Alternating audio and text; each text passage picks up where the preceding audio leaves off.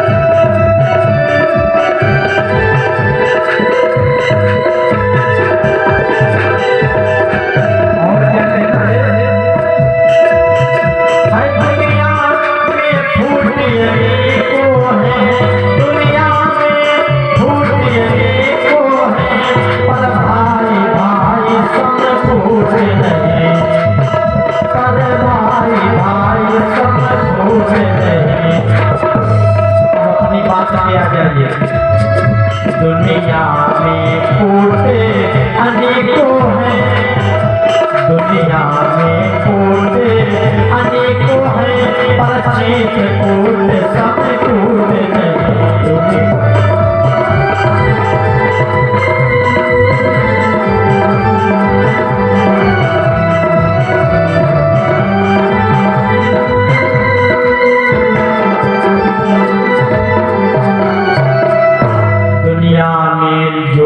अनेकों है पर जटा झूठ सब झूठ नहीं। आप लोगों ने दुनिया में झूठधारी देखा होगा, लेकिन भोले बाबा के जैसा झूठधारी नहीं देखा। और दुनिया में लूट अनेकों है कोई संपत्ति लूट रहा है, कोई धन लूट रहा है। अगर लूटना है तो राम के नाम से बढ़ करके लूटना संसार में कुछ नहीं। और दुनिया में फूट नहीं, आप लोगों ने दुनिया में फूट तो नहीं को देखा होगा, लेकिन भाई भाई के समान कोई फूट नहीं। जावत निबिया करवी लागे ऊपर लगे शीतला छाए, और बाटत भैया बैदी लागे घर में लड़े दाहिनी। भाई भाई के समान फूट यानी कोई फूट नहीं है। और दुनिया में कूट अनेकों है, संसार में बहुत बहुत है, लेकिन चित्रकूट सब कूट नहीं। एक चित्रकूट के समान संसार में कोई कूट नहीं। और जटाधारी भोले बाबा के कैसा कोई नहीं। एक गंगा भैया कहाँ बतलाई गई भोले बाबा की जटा में, कहा गया है कि नीचे बहे वारिका पे कच्छप सवार। सबसे नीचे क्या है? पानी, पानी के ऊपर कछुआ। कि नीचे बहे वारिका पे कच्छप सवार, और कच्छप की पीठ पर सवार से सितारा है। नीचे वाले वाले पानी, नीचे पानी, ऊपर कछुआ, कछुए के ऊपर शेष भगवान। और शेष पर सवार पृथ्वी, और पृथ्वी पर सवार पर्वत, और पर्वत पर सवार पर्वत विस्तारा है। शेष भगवान के ऊपर पृथ्वी, पृथ्वी के ऊपर पर्वत, पर्वत के ऊपर कैलाश पर्वत, और कैलाश पर्वत पर सवार नंदी, और नंदी पे सवार शंभु, शंभु पे सवार जटा, और जटा पे सवार देखो गंगा जी की धारा। तो गंगा जी भैया जटा में बतलाई गई। चित्रकूट की बात बता रहा हूं। चित्रकूट में भगवान राम ने 12 वर्षों तक निवास किया। चित्रकूट में निवास कर रहे थे तो क्या हुआ? चित्रकूट में जब भगवान निवास कर रहे थे तो एक इंद्र के पुत्र जयंत को मोह हो गया था कि चित्रकूट रघुनंदन छाए, चित्रकूट रघुनंदन छाए।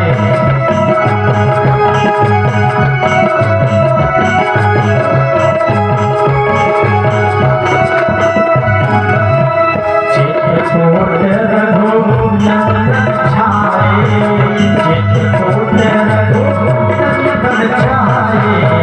समाचार सुन मुनि सब आए, समाचार सुन मुनि सब आए।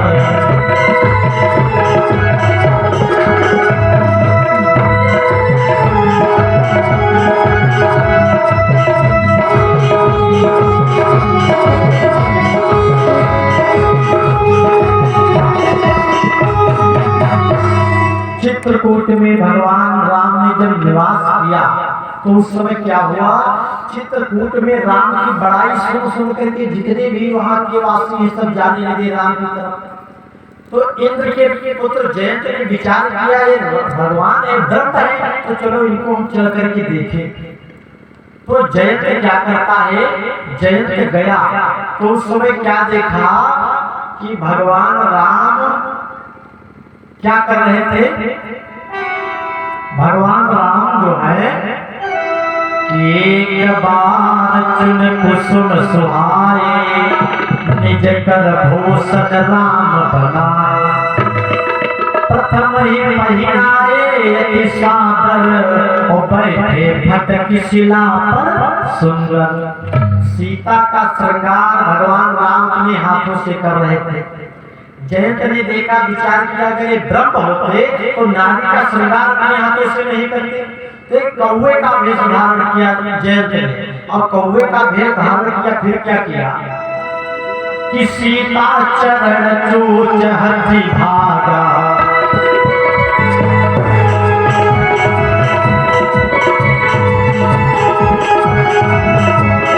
सीता चरण चोच हथि भागा।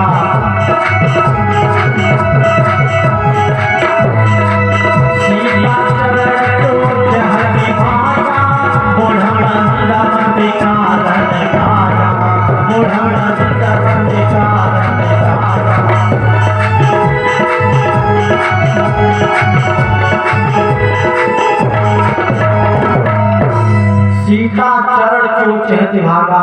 जयंत ने कौवे का भेद धारण करके सीता के चरणों में चोट मारा और बाहर रुधिर रघुनायक जाना फूल बहने लगा। राम ने देखा तो विचार किया इस जयंत को मोह हो गया, परीक्षा लेने आया।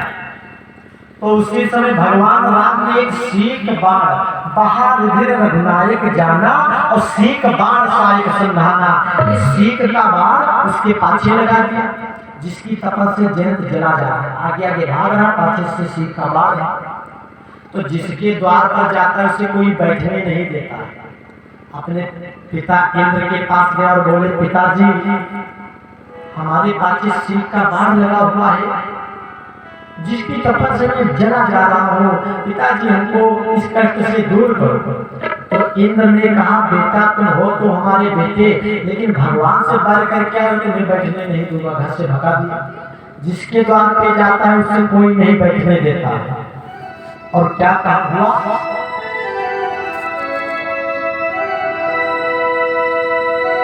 कि काहू न बैठन कहा न मोहे, काहू न बैठन कहा न मोहे।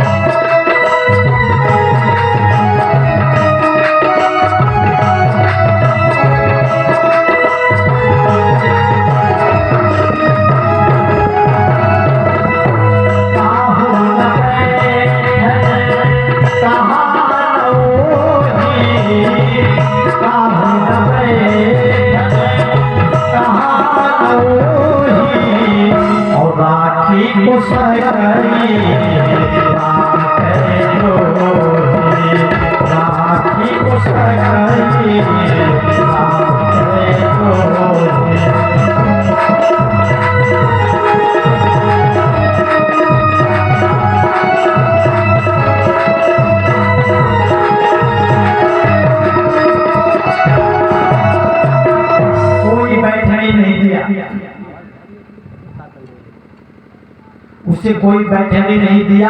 तब क्या देखा, एक संता मिल गए। कौन? कि नारद देखो कल जयंता,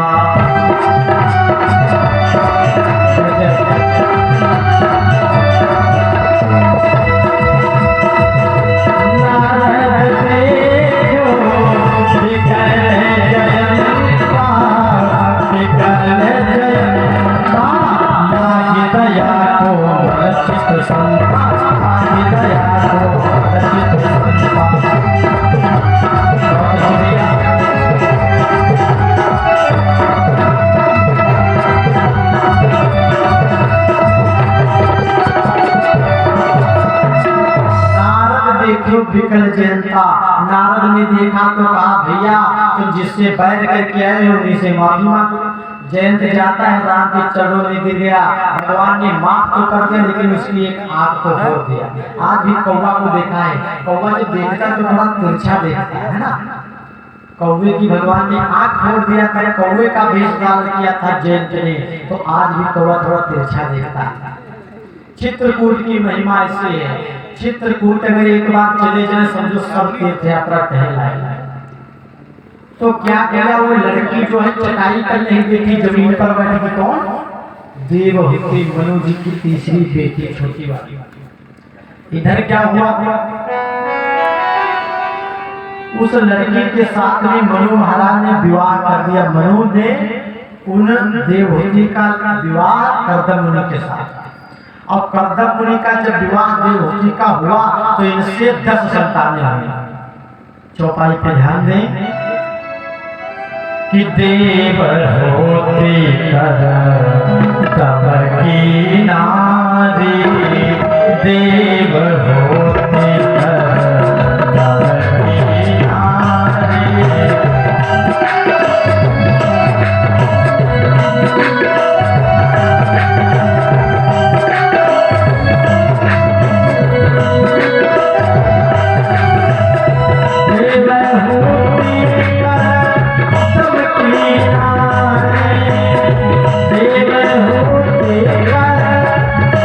की नारी।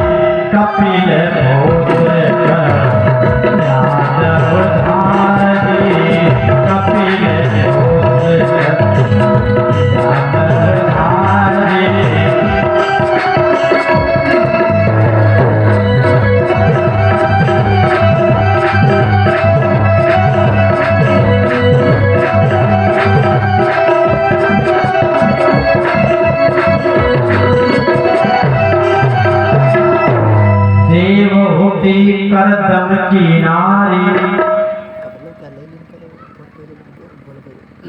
और कपिल पुत्र कन्या नवधारी। देवभूमि का जब विवाह करदम के साथ में हुआ तो इनसे 10 संतानें हुई, जिसमें एक हुआ बेटा, 9 हुई बेटियां। बेटे का नाम पड़ा कपिल भगवान। ये कपिल भगवान जो है माँ देवहूति की संतान है। और इनके 9 कन्याएं कौन सी हुई? मैया अनसुईया की चर्चा रात्रि में सुना रहते हैं। तो माँ अनसुईया किसकी संतान है? ये देवहूति की ही संतान है। माँ अनसुईया के नाना नानी मनु और शतरूपा है। ये देवहूति को जो अनसुईया मैया है, ये सगी कितनी बहनें हैं? 9। और 9 बहनें सब ऋषियों मुनियों के साथ में विवाहित हुई। कपिल लड़के का नाम हुआ, 9 कन्याएं हुई अनसुईया समेत। जब सभी बेटियों का विवाह कर दिया तो मनु महाराज शतरूपा के साथ में अपने घर आए। जब घर आए तो एक दिन की बात है, विचार कर रहे हैं कि होयन विषय विराग, विषय से वैराग्य नहीं होगा, कि होयन विषय विराग भवन बसत भाचौथपन और हृदय अधिक दुख लागे जन्म गयो हरि भगत बिनु। मनु महाराज जी एक दिन की बात है, विचार कर रहे हैं कि अब हमने बेटियों का विवाह भी कर दिया, अब हमको जा करके कहीं तीर्थ यात्रा में तपस्या करना चाहिए, घर को छोड़ देना चाहिए। तो मनु और शतरूपा जानते हो क्या करते हैं? मनु शतरूपा अपने बड़े पुत्र उत्तानपाद को राज दे दिया। बड़े पुत्र उत्तानपाद को राज दे दिया कि बर बस राज सुतहि नप दीना।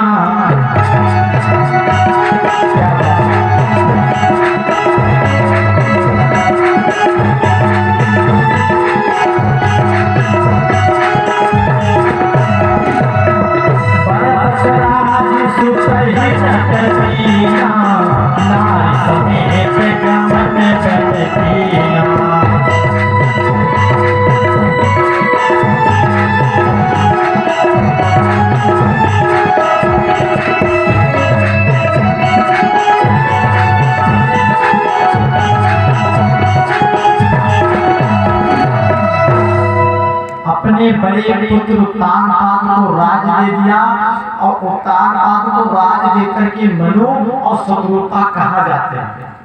उत्तानपाद को जब राज दे दिया तो मनु और शतरूपा कहाँ पर गए? कि पहुंचे कहाँ पर गए? सबसे पहले गए कहाँ? कि तीर्थ पर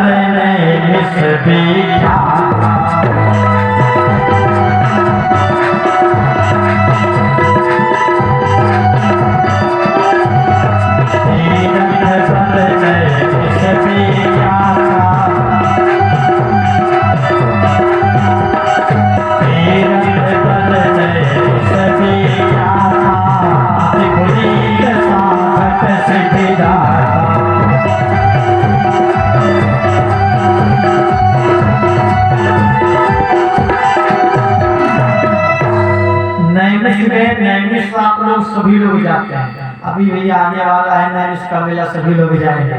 तो नैमिष तीर्थ जो है, इस नैमिष तीर्थ में गई मनु और शतरूपा। ये भैया तुलसी बाबा ने लिखा है तीर्थ बर। ये बर माने क्या होता है? बर माने होता है दूल्हा। यानी जो नैमिष तीर्थ है सभी तीर्थों का दूल्हा है, और जो प्रयागराज है ये सभी तीर्थों का राजा है। नैमिष में गए, और नैमिष में कोई छोटा तो है नहीं तीर्थ, बहुत उसमें बड़ा है था ना, काफी दूरी तक है। जैसे हम लोग जब बाहर डिस्ट्रिक्ट में कार्यक्रम करने जाते हैं तो कहते हैं ये सीतापुर से आए हैं, और सीतापुर तो हमारे यहाँ से है 60 किलोमीटर, और हम तो यहाँ रहते हैं बट सीतापुर जिले में रहते हैं। तो नैमिष गए, नैमिष में कहाँ पर गए, किस स्थान पर गए? ध्यान दें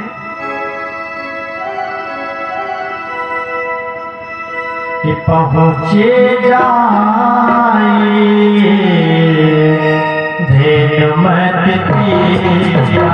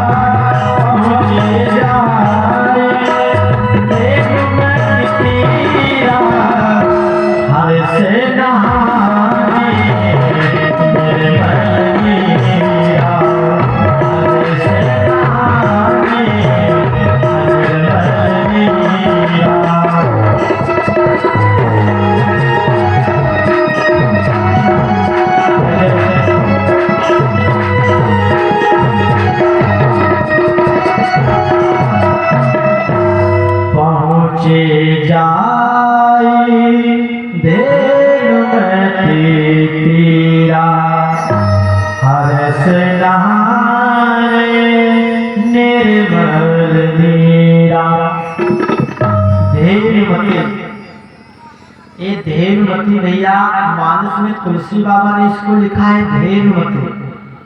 गोमती नदी में पहुंचे। गोमती और धेनुमती एक ही बात है। संस्कृत माने धेनु माने गाय होती है, हिंदी में गो माने होते हैं गाय। इंग्लिश में तो गो माने जाना होता है, लेकिन हिंदी में गो माने गाय। तो धेनुमती कहो चाहे गोमती कहो, बात एक ही है। उस गोमती नदी में गए और उस गोमती नदी में स्नान किया। कौन? मनु और शत्रुपा दोनों लोग गोमती नदी में स्नान किया। और गोमती नदी में स्नान करने के बाद में आज पहुंच गए तपस्या करने के लिए। और जब तपस्या करने गए तो इनको नारद जी आ गया। नारद जी ने 12 अक्षर का मंत्र बताया था मनु और शत्रुपा को। ये मंत्र कौन था भैया? और ये शायद मंत्र हम आप लोग अगर दिन में 8-10 बार जाप करें तो जीवन में दुख नहीं आएगा। ध्रुव भगवान ने इसी मंत्र का जाप करके भगवान विष्णु को प्राप्त किया था। भक्त प्रहलाद ने इसी मंत्र को जाप करके भगवान को प्राप्त किया। और मनु और शत्रुपा ने इसी मंत्र को जाप करके भगवान विष्णु को अपने पास में बुलाया। मंत्र कौन है? बहुत छोटा सा मंत्र है, ध्यान देना। कि ओम नमो भगवते वासुदेवाय, ओम नमो भगवते वासुदेवाय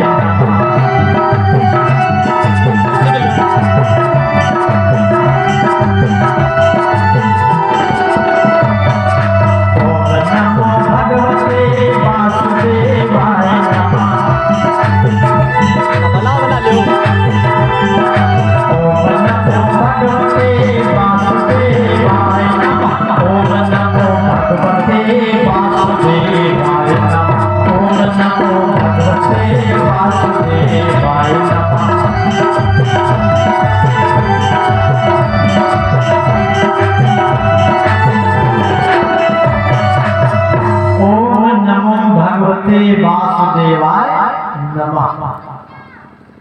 इसका मंत्र जाप करने लगे। कितने अक्षर का मंत्र है भैया? 12 यानी 12 अक्षरों का मंत्र है।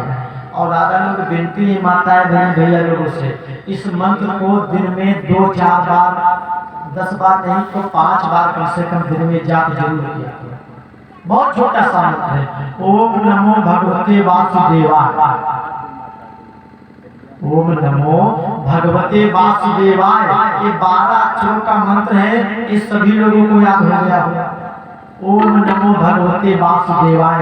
इसी मंत्र का जाप करके परमात्मा ने दर्शन दिया था प्रहलाद को, ध्रुव को और मनु शत्रुपा को आगे देंगे। ध्यान दें, नारद जी ने इस मंत्र को बताया किसको? मनु शत्रुपा को।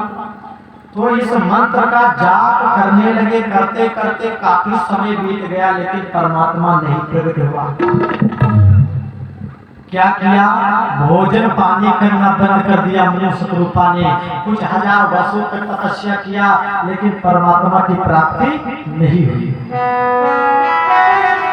क्योंकि परमात्मा हमने बोला था, परमात्मा अपने भक्त को ज्यादा कष्ट देता है। जो लोग परमात्मा से ज्यादा प्रेम करते हैं, ज्यादा पूजा करते हैं, तो परमात्मा उनकी परीक्षा ज्यादा लेता है। क्या हुआ भैया? आज जब परमात्मा प्रकट नहीं हुआ, भोजन पानी करना बंद कर दिया, कुछ हजार वर्षों तक मनु शतरूपा ने जानते हो क्या खाया? क्या खाया? ध्यान देना।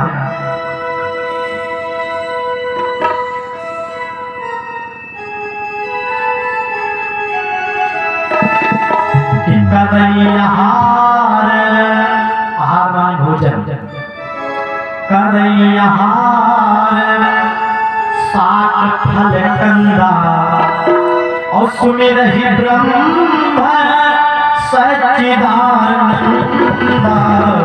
करैहार साग फल कंदा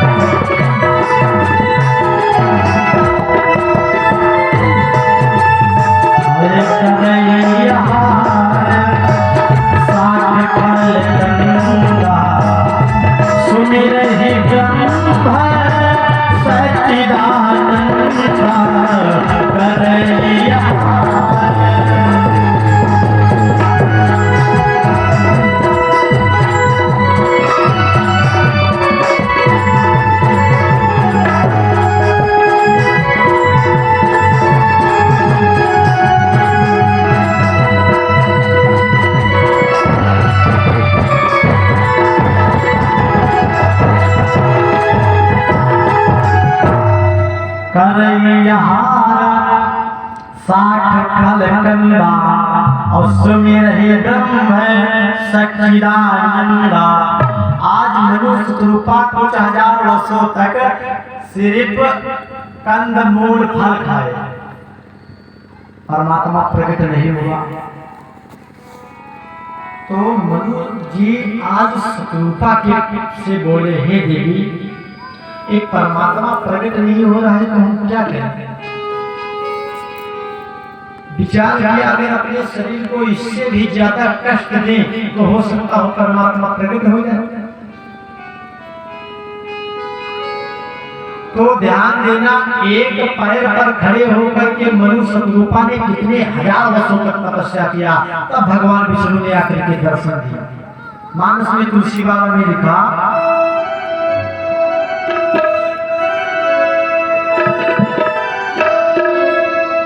कि बरस साहस दस त्यागे सो।